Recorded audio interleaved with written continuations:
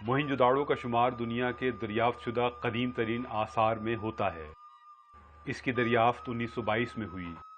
ये दरियाफ्त दरअसल उस जस्तजू का नतीजा थी जो पूरे हिंदुस्तान में बुद्ध मत के मुक़द्दस मुकामात की तलाश के सिलसिले में की गई।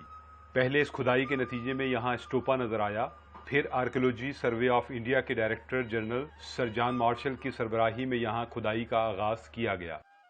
इस खुदाई से ये मालूम हुआ कि मोहनजोदाड़ो एक बहुत बड़े तहजीब के आसार पर मुश्तमिल है। यहाँ दरियाफ्त होने वाले आसार दरअसल ऐसे कदीम शहर के हैं जिसको ब्रोंज एज कहते हैं, और मोहनजोदाड़ो दुनिया भर में ब्रोंज एज का अब तक सबसे बड़ा शहर माना जाता है। ताहम मोहनजोदाड़ो में अब तक महज 10% खुदाई हो सकी है, जिसके नतीजे में बेशबहा नवादरात दरियाफ्त हुए, जिन पर तहकीकात और इंकशाफात का सिलसिला आज भी जारी है।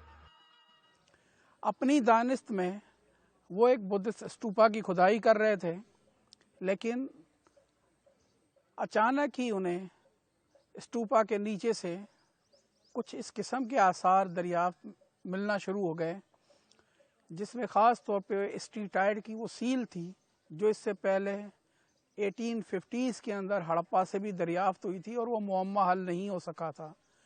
लिहाजा एक नॉन पीरियड के बाद जब सीड्स इस किस्म की सीलें बरामद हुईं तो ये फौरी तौर पे सर जॉन मार्शल की नोटिस में लाया गया, जो उस वक्त आर्कियोलॉजिकल सर्वे ऑफ इंडिया के डायरेक्टर जनरल थे। लिहाजा फौरी तौर पे माहिरीन की टीम ने एक तहकीक का आगाज़ किया।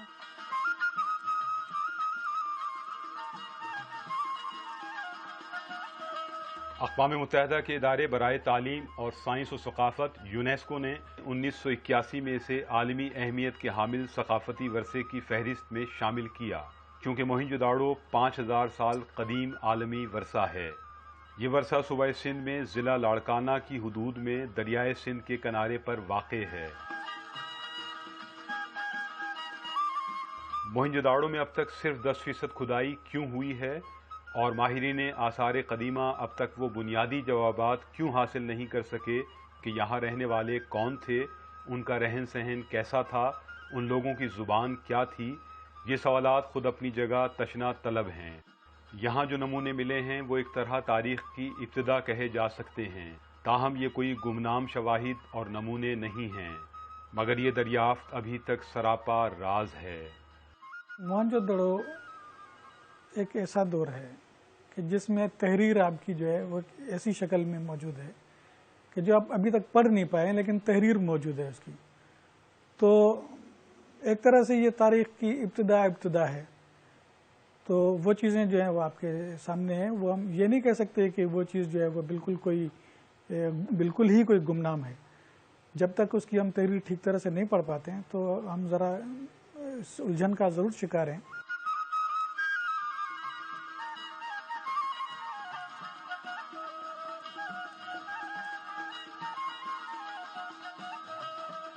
यहाँ न सिर्फ मुल्क से बल्कि पूरी दुनिया से अब तक कितने माहिरीन आए हैं इनके बारे में मालूम नहीं हो सका, लेकिन ये बात तय है कि यहाँ साइंसी तरीके से तहकीक की अशद ज़रूरत है। 10% खुदाई के अंदर हम वो जवाबात हासिल नहीं कर सके हैं, मसलन कि ये लोग कौन थे, इनका रहन सहन कैसा था, इन लोगों की ज़बान क्या थी, और जो ज़बान के नमूने हमें अब तक मिले हैं वो क्या ज़बान थी, क्योंकि उसको डिसाइफर करने के सिलसिले में पूरी दुनिया में तहकीक अभी तक जारी है।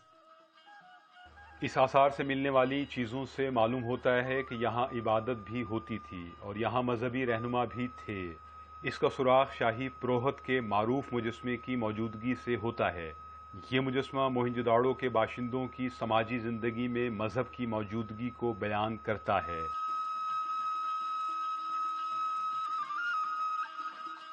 दूसरी तरफ कांसी से तैयार किया गया रक्कासा का मुजस्मा यहाँ के बाशिंदों के फ़नून लतीफ़ा के बारे में बताता है। कुछ माहिरीन का ख्याल है कि डांसिंग गर्ल के मुजस्मे ने जो चूड़ियाँ पहनी हैं वो थर से ताल्लुक़ रखने वाली औरतों के रहन सहन और सकाफ़त से मिलती जुलती हैं। डांसिंग गर्ल का जो मुजस्मा यहाँ से मिला है, और उस डांसिंग गर्ल ने जो लिबास पहना हुआ है, ख़ास तौर पे बाजुओं में जो चूड़ियाँ पहनी हुई हैं, वो थरपार करके इलाके से मिलने वाली औरतों के रहन सहन, सकाफ़त और उनकी चूड़ियों से काफ़ी मिलती जुलती है। تاہم کچھ ماہرین کا خیال ہے کہ مکمل تحقیق سے قبل یہ کہنا کہ یہاں کے لوگوں کے کلچر کا تعلق موجودہ تھر کلچر سے ہے ابھی مناسب نہیں۔ اب اگر کوئی یہ کہے کہ جی یہ چوڑیاں جو ہیں یہ اچانک یہ کوئی معلوم ہوا کہ جی یہ تھر کے لوگ یہاں آ کر بسے تھے، تو میں سمجھتا ہوں کہ اس کو یوں دیکھنا چاہیے کہ اس زمانے میں اس پورے علاقے میں جو تہذیب تھی وہ اس میں خواتین چوڑیاں پہنتی تھیں، اور وہ اب ہمارے شہری علاقوں سے، سندھ کے میدانی علاقوں سے یہ چیز آہستہ آہستہ ختم ہو گئی ہے، لیکن اب تک یہ تھر میں قائم ہے، باقی ہے۔ تو اس کو اس طرح سے دیکھنا چاہیے کہ جو موہنجو دڑو زندہ اگر دیکھنا ہم چاہتے ہیں کہ وہ کیسے تھا، تو پھر جا کر ہمیں تھر کی اسٹڈی کرنی چاہیے۔ ماہرین آثار قدیمہ کے مطابق یہاں ایسے نشانات بھی ملے ہیں جن سے ظاہر ہوتا ہے کہ موہنجو داڑو کے لوگوں کے تجارتی روابط پوری دنیا سے تھے، جو چین سے لے کر میسوپوٹیمیا تک پھیلے ہوئے تھے۔ موہنجو داڑو کے ثقافتی روابط، تجارتی روابط پوری دنیا سے تھے، چائنا سے لے کر میسوپوٹیمیا تک ہمیں اس کے آثار ملے ہیں، اس کی تجارت کے نشانات ملے ہیں۔ تو یقیناً آئندہ جب ہم تحقیق کریں گے، مزید کھدائیاں کریں گے، تو کسی نتیجے پر پہنچ سکتے ہیں۔ موہنجو داڑو کو باقاعدہ ایک منصوبہ بندی کے تحت بسایا گیا تھا۔ یہاں کھدائی سے جتنے شواہد ملے ہیں ان سے معلوم ہوتا ہے کہ یہ ایک آرگنائزڈ سوسائٹی تھی۔ سائٹ میں سے جتنی انفارمیشن اب تک ملی ہے کہ ایک ویل پلانڈ سوسائٹی تھی، جن کے پاس ایک بہت بڑے خطے پہ انتظامی تسلط قائم رکھنے کی صلاحیت تھی، اور اس سائٹ پہ جو اتنا بڑا شہر تھا، بہت بڑے حدود اربا پہ واقع ایک بہت بڑا اربن سینٹر تھا، ان کی ٹیکنیکل ڈیولپمنٹ بہت تھی۔ اس کے علاوہ وہ جگہ کسی نہ کسی حوالے سے، کسی نہ کسی سسٹم کے تحت بندھی ہوئی تھی، جس سے اس کی ضروریات کو پورا کرنے کے لیے ایک پوری پیریفری اویلیبل تھی۔ تو آج کل کی جتنی ایویڈنس ہمیں مطلب آرٹیفیکٹس کی صورت میں ملتی ہیں، وہ ہمیں یہ باور کرا رہی ہیں کہ وہ سوسائٹی اپنی جگہ پہ آرگنائز سوسائٹی تھی۔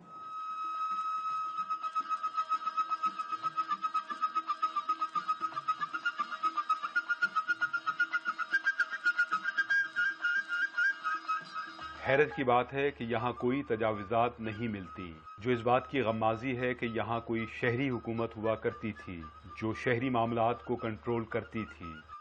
موہنجو داڑو کے آثار 5000 سال قبل اس خطے میں مہذب شہری معاشرے کی نشاندہی کرتے ہیں۔ آج مردہ کہلانے والا یہ شہر اور اس کے شہری سول انجینئرنگ، مخصوص رسم الخط اور سماجی زندگی کے رکھ رکھاؤ کا شعور رکھتے تھے۔ یہاں کے شہری علاقوں کی تعمیر انتہائی مہارت کا سراغ دیتی ہے۔ یہاں محلے ملتے ہیں جو بڑے ہوادار اور روشن ہیں، بڑے بڑے مکانات اور گلیوں کا سراغ بھی ملتا ہے۔ یہاں حفظان صحت کے اصولوں سے آگہی کے سبب گندگی کو ٹھکانے لگانے کے لیے ڈھکی ہوئی نالیوں کا نظام بھی قائم تھا۔ نہانے اور تیرنے کے لیے گریٹ باتھ، کچرا ڈالنے کے لیے ڈسٹ بن اور ایک کالج کی عمارت کے آثار بھی یہاں سے ملے ہیں۔ دریائے سندھ کے کنارے ہونے کے باوجود یہاں رہائشی بستیوں کی آبی ضروریات کو پورا کرنے کے لیے کنوؤں کی شکل میں زیر زمین پانی کا استعمال کیا جاتا تھا۔ باقاعدہ شہری منصوبہ بندی کے تحت یہاں پر یہ شہر بسایا گیا تھا۔ ہمیں کہیں پر بھی انکروچمنٹ شہر کے اندر نہیں ملتا۔ یہ انکروچمنٹ اس بات کا غماز ہے کہ یہاں کوئی شہری حکومت ہوا کرتی تھی جو کنٹرول رکھا کرتی تھی۔ گلی کے ہر کونے کے اوپر ایک بڑی ڈسٹ بن تھی، جس کے اندر سالڈ ویسٹ اوپر رہ جاتی تھی اور پانی جو ہے وہ بہہ کر ڈرین کے اندر چلا جاتا تھا۔ سارے سالڈ ویسٹ وہاں پر ہمیشہ نہیں پڑی رہتی تھی، کوئی ایسی سیوک ایجنسی موجود تھی جو اس کو کلیکٹ کرتی تھی اور ڈسپوز آف کرتی تھی۔ اور اسی کو دیکھ کر ہم کہتے ہیں کہ دنیا کو جو ہے پہلی شہری منصوبہ بندی موہنجو داڑو کے لوگوں نے دی۔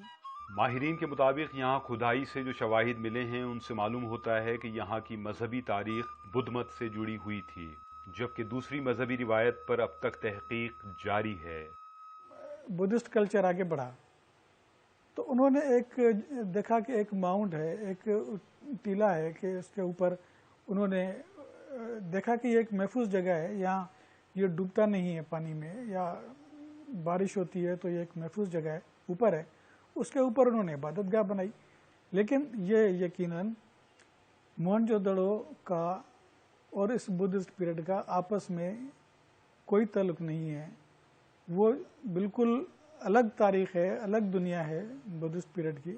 اس کو اگر آپ کاٹ کے الگ کر دیں تو موہنجو دڑو کی تہذیب سے اس موہنجو دڑو پر کوئی فرق نہیں پڑتا. وہ الگ ایک دنیا ہے, الگ ایک کہانی ہے, وہ الگ ایک تاریخ کا زمانہ ہے. موہنجو داڑو 1700 قبل مسیح میں زوال پذیر ہوا. 1000 سال بعد انہی کھنڈرات پر دوسرا شہر بسایا گیا. دوسرا شہر بسانے والے بدھ مت ماننے والے تھے اور انہوں نے اسی آثار پر اپنی عبادت گاہیں تعمیر کی جو آج اسٹوپا کی شکل میں نظر آتی ہیں. اسی لیے دو مذاہب کے ماننے والے یہاں ملتے ہیں, ایک وہ جو بدھ مت کو مانتے تھے اور دوسرے وہ جن کے بارے میں ابھی تک کچھ معلوم نہیں ہو سکا. مگر اس مذہبی تاریخ کی جو چیزیں ملی ہیں وہ یقیناً 5000 سال پرانی ہیں اور ان پر مزید تحقیق کی اشد ضرورت ہے. 3200 قبل مسیح سے 1700 قبل مسیح تک یہ فلورش کرتا رہا. 1700 قبل مسیح کے بعد یہ ختم ہونا شروع ہو گیا, ڈسنٹیگریٹ ہو گیا, اور اس کے بعد یہ 1600-1500 قبل مسیح تک یہ فار ایور ڈس اپیئر ہو گیا تھا, ختم ہو گیا تھا موہنجو داڑو. بعد میں جب بدھسٹ سندھ کے اندر آئے تو انہوں نے ایسی جگہوں کا انتخاب کیا اپنی موناسٹری قائم کرنے کے لیے, اپنی عبادت گاہیں قائم کرنے کے لیے, جو عام لوگوں کی پہنچ سے بہت دور ہوا کرتی تھی. انہیں وہ کھنڈرات پسند آیا اور اپنے لیے موناسٹری اور اسٹوپا اسی آثار قدیمہ کے اوپر جو موہنجو داڑو کے آثار تھے 1000 سال کے بعد کنسٹرکشن شروع کی اور رہنا شروع کیا. کچھ ماہرین کا خیال ہے کہ ابھی تک بدھ مت کے بارے میں یہاں زیادہ ٹھوس شواہد نہیں ملے ہیں اور یہ سب محض قیاس آرائیاں ہیں, اس لیے یہاں مزید تحقیق کی جانی چاہیے. جو بدھسٹ پیریڈ کی جو فیز آتی ہے اس کا ذکر تو تاریخوں میں سرسراً آ رہا ہے, اس کو ہم ہسٹورک پیریڈ کہتے ہیں. لیکن اس خطے کی ریفلیکشن بدھسٹ پیریڈ کے حوالے سے بدھسٹ ٹریڈیشنز میں ابھی تک سامنے نہیں آئی جس سے ہم اس سائٹ کے متعلق مزید کچھ کہہ سکیں. تو سب کچھ جو کچھ ہم نے بتانا ہوگا وہ آرٹیفیکٹس کی مدد سے بتانا ہوگا. جو ڈیولپمنٹ وہاں پر کلچر کی ہوئی ہے وہ ہیومن پروڈکٹس کی بنیاد پہ ہی ہم نے بتانا ہوگا. اب وہ مذہب کے نام سے کیا مذہب تھا ہم نہیں بتا سکتے کیونکہ اس کے متعلق مزید اور جانچ کرنے کی ضرورت ہے. عالمی ورثہ قرار پانے والی ماضی کی اس شاندار تہذیب کے آثار موسمی حالات اور انسانی غلطیوں کے سبب ایک بار پھر مٹی میں ملتے جا رہے ہیں. موہنجو داڑو کے آثار سیم تھور کا شکار ہیں. اسی باعث موہنجو داڑو کی بعض اسٹریٹس والز گر گئی ہیں اور کچھ دیواروں کو گرنے سے بچانے کے لیے سپورٹ دی گئی ہے تاکہ یہ خستہ دیواریں گر نہ پائیں, جبکہ ان دیواروں سے منسلک دوسری دیواریں بھی بہت کمزور ہو چکی ہیں جو کسی وقت بھی گر سکتی ہیں. یہاں کی بعض اینٹیں جھڑ چکی ہیں اور بعض اپنی جگہ چھوڑ رہی ہیں. موسلادھار بارشوں کے سبب موہنجو داڑو کے گریٹ باتھ کو بھی نقصان پہنچا ہے اور اسٹوپا کا نیچے کا حصہ بھی خاصی حد تک متاثر ہو چکا ہے اور کئی مقامات پر گہرے گڑھے پڑ چکے ہیں. کالج کی عمارت کے ایریا میں بھی خستہ اینٹیں اپنی جگہ چھوڑ رہی ہیں.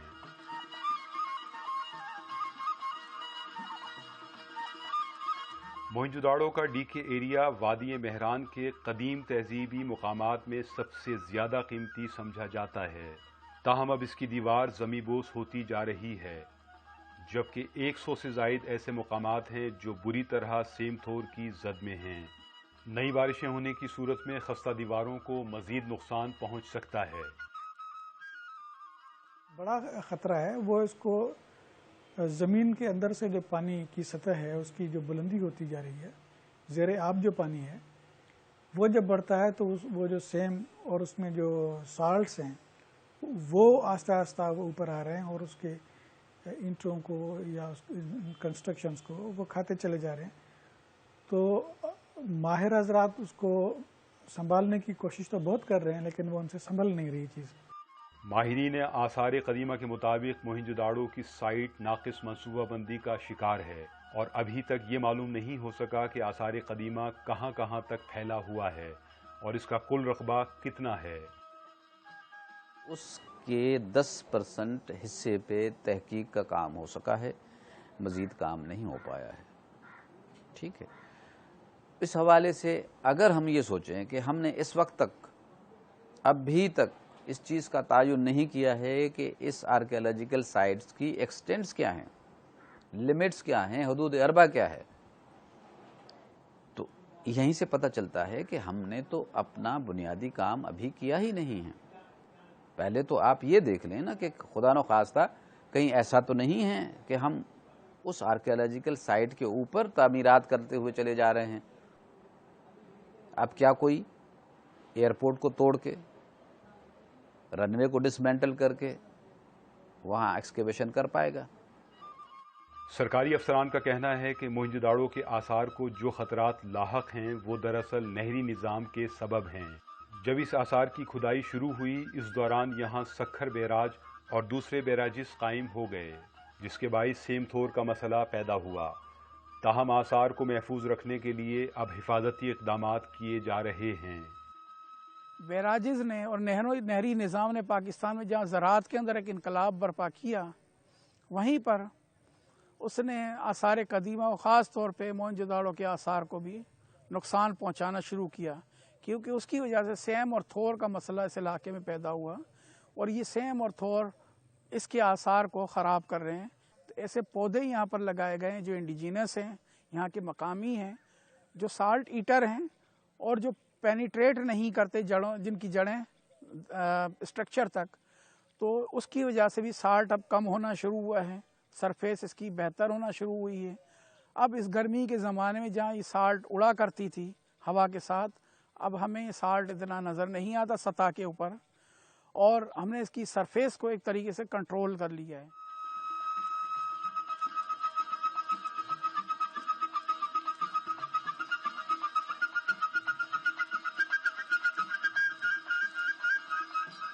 موہنجو داڑو کو دریافت کرنے والے اور آرکیولوجی سروے آف انڈیا کے director general sir John Marshall کی کار آج بھی موہنجو داڑو میں موجود ہے۔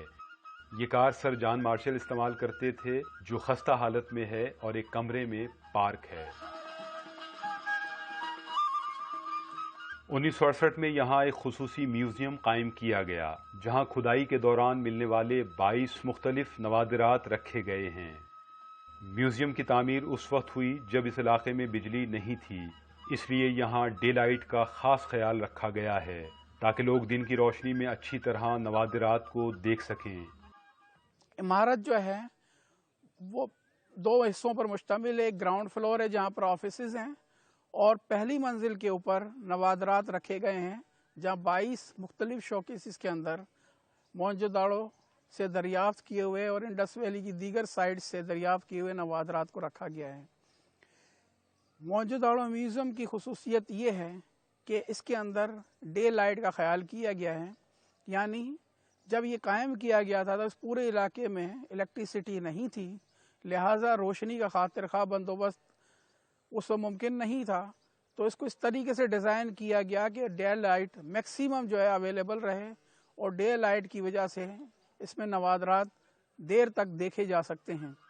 موہنجو داڑو ایک ایسا سربستہ راز ہے جسے زمین کا سینہ چیر کر دریافت تو کر لیا گیا، تاہم یہ راز ابھی پوری طرح آشکار نہیں ہو سکا۔